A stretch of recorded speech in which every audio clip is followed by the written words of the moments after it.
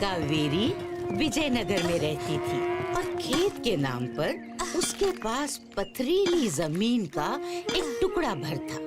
वो बेचारी दिन रात उस पर काम करती ताकि अनाज बो सके। और उसका पति ब्रिज, वो तो समझो आलसियों का सरदार था।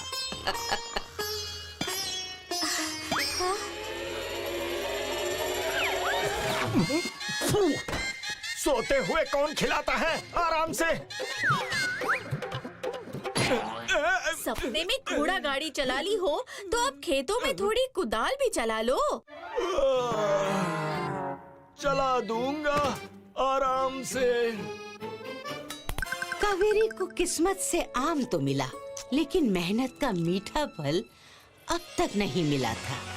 एक दिन हमेशा की तरह जब कावेरी अपने खेत में काम कर रही थी, तभी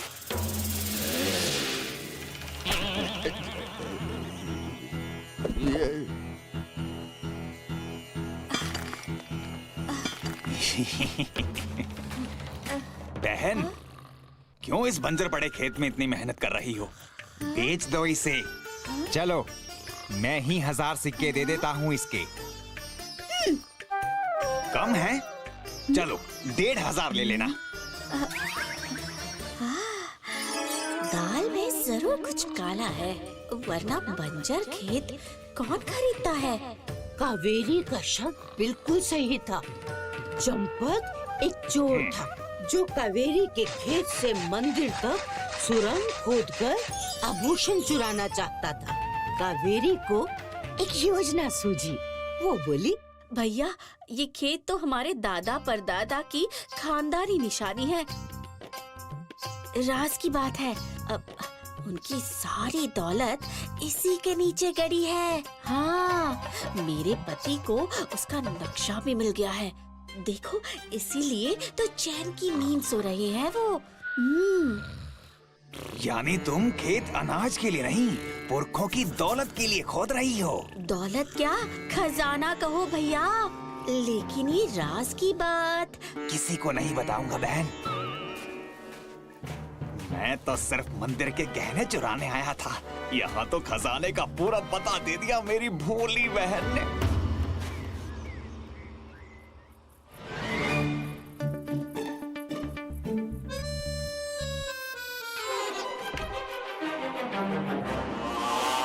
चलो खजाना ढूंढे।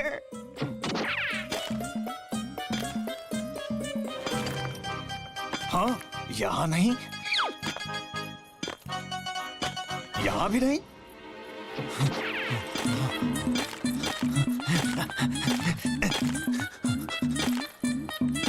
यहाँ भी नहीं।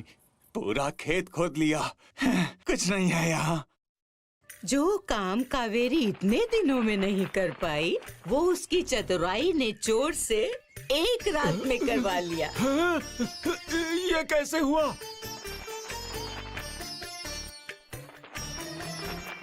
कुछ दिनों बाद बंजर खेत में फसल लहलहा उठी।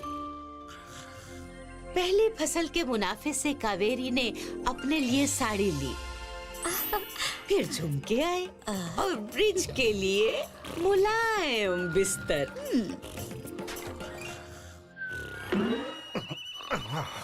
घर में अब बहुत कुछ नया था, सिवाय पुराने घर के। ओहो, इस घर का क्या करूं?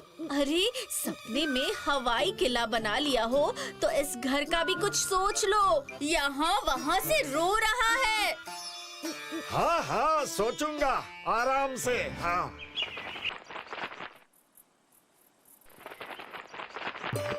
दिन, हफ्ते और महीने गुजरे।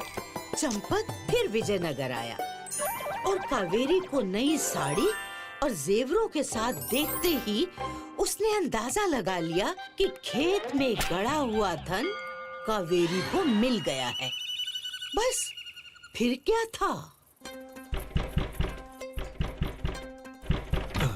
कौन हो तुम? राहगीर हूँ भाई। रात गुजारने के लिए जगह चाहिए। सुबह होते ही चला जाऊंगा। बहरूपिया रूप बदल कर आया था, लेकिन कावेरी की नजरों से बच नहीं पाया। वो अंगूठी देखते ही उसे पहचान गई। आप इधर आइए। थोड़ा रुकिए भैया। आराम से। चोर शातिर था तो कावेरी भी चतुर थी। सुनो, आज रात को मौसी के यहाँ चलना है ना? भूल गए? वो घर में अकेली है। हाँ हाँ, समझ गई। तुम्हें अपने धन और जेवर की चिंता है ना, तो फिक्र मत करो। मैंने वो घर की दीवारों में ऐसे छुपाई हैं कि मेरे अलावा किसी को नहीं मिलेंगी। क्या? चलो चलो चलो, अब देर नहीं करनी चाहिए।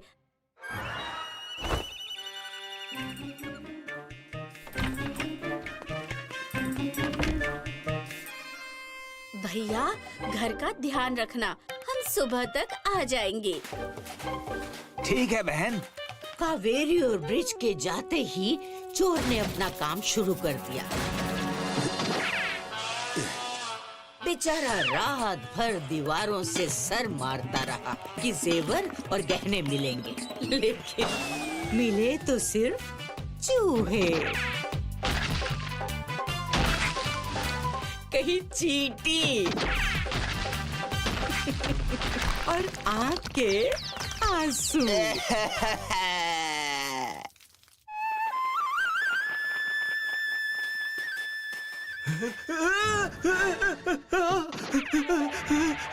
मेरा घर, मेरा प्यारा घर तोड़ दिया। अब कहाँ आराम करूँगा आराम से? हाँ? ये घर तो कमजोर ही था। मिट्टी की क्या? छपाई कितने दिन चलेगी? नया बनाने के लिए ये गिराना तो पड़ता ही ना। अच्छा? और गिराने के सिक्के भी लगते। तुम्हें तो खुश होना चाहिए, चोर बिना दाम के हमारा काम कर गया। और इस तरह कावेरी ने इस बार भी चोर को चकमा देकर अपना काम करवा लिया। कावेरी का नया घर बन गया। चोर भी कावेरी से बदला लेने के इरादे से वापस लौटा, पर इस बार एक अलग भेष में। चूड़ी ले लो, कांच की ले लो, लाख की ले लो चूड़ी ले लो।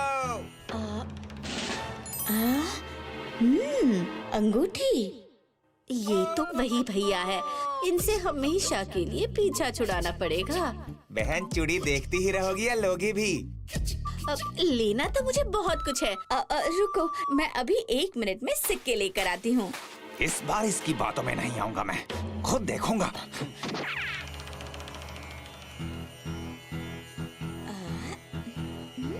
अरे, सिक्के कहाँ रख दिए? यही तो रखे थे। यहाँ भी नहीं मिल रहे। ओह, तो मेरी भोली बहन ने चोरी के डर से सिक्के पेड़ में छुपा कर रखे हैं। ओफो, अब क्या करूँ? पता नहीं कहाँ रख दिए मैंने सिक्के।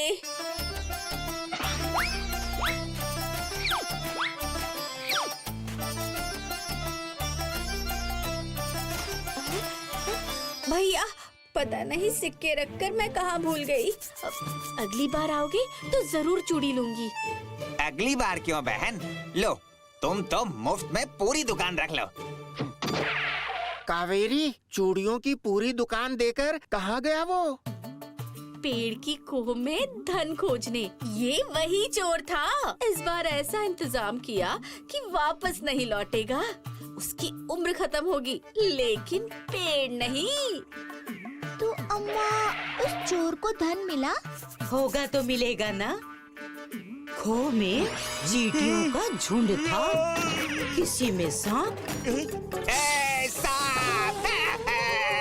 किसी में मकड़ी और कहीं मधुमक्खियों का छत्ता। बचाओ, बचाओ, बचाओ।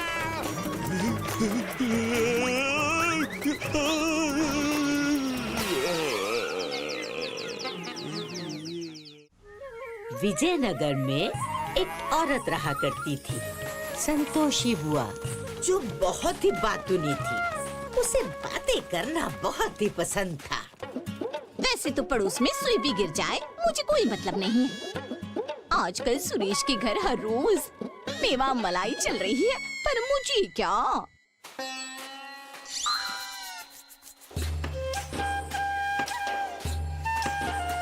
लगता है कोई बड़ी मछली फंसाई है उसने। मुझे क्या?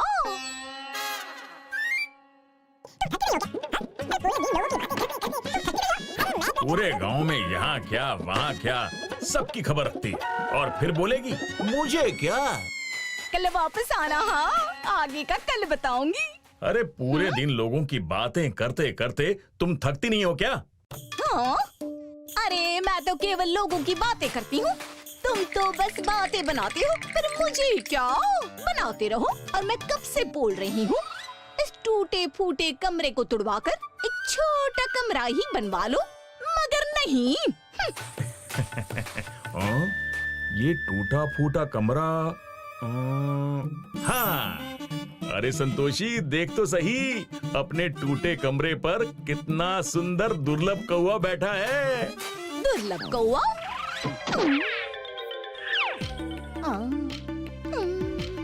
ये कैसा दुर्लभ कौवा है जिसके दर्शन ही दुर्लभ है? ये खबर तो बढ़िया है, मगर मुझे क्या? हाँ हाँ बिल्कुल, ये तो बहुत ही दुर्लभ है। मैं बाजार से होकर आता हूँ, बस इतना ध्यान रहे कि इस दुर्लभ कौवे के बारे में किसी को जानकारी ना हो। गणेश ने संतोषी को इस कौवे के बारे में किसी से भी बात करने को मना किया था, मगर संतोषी कहाँ रुकने वाली थी। चल पड़ी अपने पड़ोसियों को सब बताने। अरे ये क्या?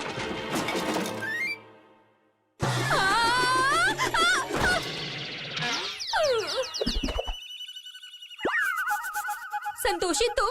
अरे ऐसे कौन आता है? अरे आते जाते छोड़ बहना। आज सुबह बहुत ही दुर्लभ कौवा मेरे घर के बाहर पेड़ पर बैठा था। हाँ, दुर्लभ कौवा। पर मुझे क्या, मैं तो देखते ही भागी भागी तुम्हारे पास आ गई। ऐसा क्या दुर्लभ था उसमें? अरे सफेद कौवा था। सफेद कौवा? इतना बड़ा कि भैंस जैसा बड़ा। भैंस जैसा? इतनी लंबी सींग, इतनी लंबी पूंछ। हाँ?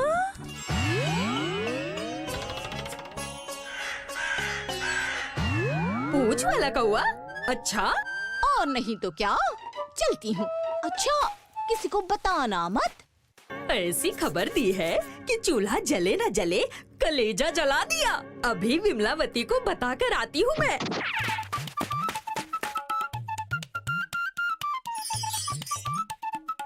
अरे तुम यहाँ चूड़ियों को चमकाने में लगी हो और वहाँ संतोषी की चमक से सबकी आंखें चौधियाने वाली हैं। क्या कहा?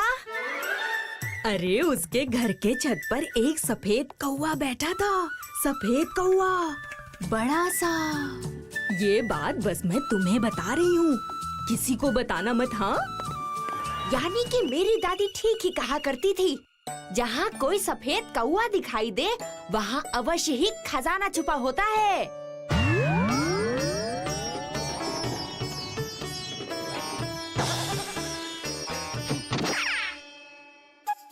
अजय सुनते हो?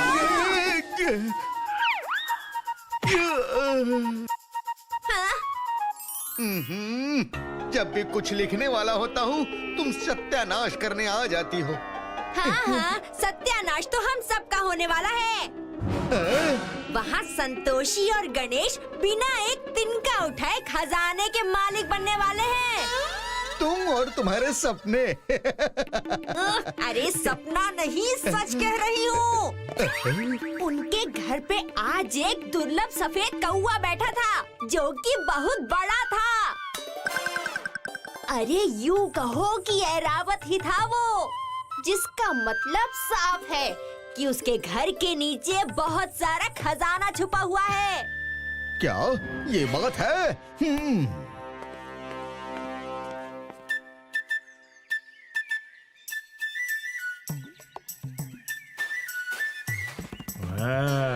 अब बात पहुंची है सही आदमी के पास। अरे कमलेश, आज इस तरफ कैसे? अरे मैंने सुना है कि एक अजीब सा पक्षी तुम्हारी बाहरी हिस्से के छत पे बैठा था। हाँ? तुम्हें कैसे पता चला? ये बात किसी को बताना मत, खासकर राजमहल तक ये बात बिल्कुल नहीं पहुंचनी चाहिए। तुम निश्चिंत रहो गणेश, मैं किसी को नहीं बताऊंगा। बताओगे? कमलेश, जिसे संतोषी और गणेश फूटी आंख नहीं भाते थे, ईर्ष्या के मारे ये बात जहाँ गणेश ने ले जाने को मना किया था वहीं पहुँची। अद्भुत! राज्य की हर संपत्ति पे प्रथम अधिकार राजा का होता है। महाराज को सूचित करने से पहले सीधा उन्हें खजाना निकाल के ही देता हूँ। अति उत्तम। सेनापति जी, आप यहाँ? सब कुशल तो है ना? अभी तक तो तुम भी कुशल से हो और हम भी। अगर तुम्हारे कमरे से खजाना मिला तो खजाना छुपाने के जुर्म में सबकी कुशलता खतरे में आ सकती है।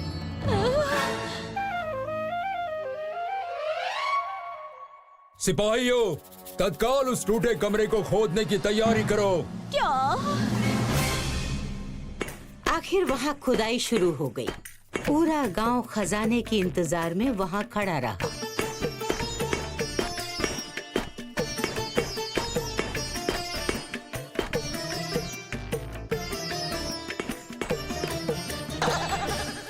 महाराज, यहाँ तो कुछ भी नहीं है। क्या? कमलेश, तुम्हें खजाने की खबर दी किसने? विमलावती ने। मेरी दादी कहा करती थी, जिस छत पे सफेद कौवा बैठता है वहाँ कोई खजाना छुपा होता है। ये कहानी तो मैंने भी सुनी है। किसने देखा सफेद कौवा? सत्यभामा ने। सिर्फ सफेद ही नहीं, हाथी जैसा विशाल था। सिर्फ सींगें ही नहीं, पूंछ भी थी। मुझे संतोषी ने ही तो बताया। हाँ, बताया तो था, मगर क्या? जल्दी बताओ, नहीं तो तुम्हें कारावास में डाल देंगे। नहीं सेनापति जी, क्षमा कीजिए। मैं तो बस मुझे क्या पता था कि ये आपको बताते बताते खजाने का पता बन जाएगा। मुझे क्या? आज से इसका ध्यान रखना, नहीं तो तुम्हारे घर का पता कारावास होगा। चलो यहाँ से। चलो, कुछ नहीं था यहाँ। उस घटना के बाद संतोषी की बात कोई नहीं सुनता। अब तुम्हें लगेगा कि घर टूटने से गणेश खुश क्यों हो रहा है, क्योंकि संतोषी के बड़बोलेपन का फायदा उठाते हुए उसने अद्भुत कौवे की झूठी बात संतोषी से की, जिसके कारण बिना किसी मेहनत के ही उसने अपने टूटे हुए घर को तुड़वाकर अपना एक बड़ा सा बगीचा बनवा लिया। समझ गया अम्मा, अब मैं जो भी बोलूँगा सोच समझ के बोलूँगा। अरे तुम तो कहानी भी समझ गए और उसका सार भी। अब मैं चली केले के सूखे पत्तों को कटवाने। If you like this video, subscribe to our channel Murthy Media.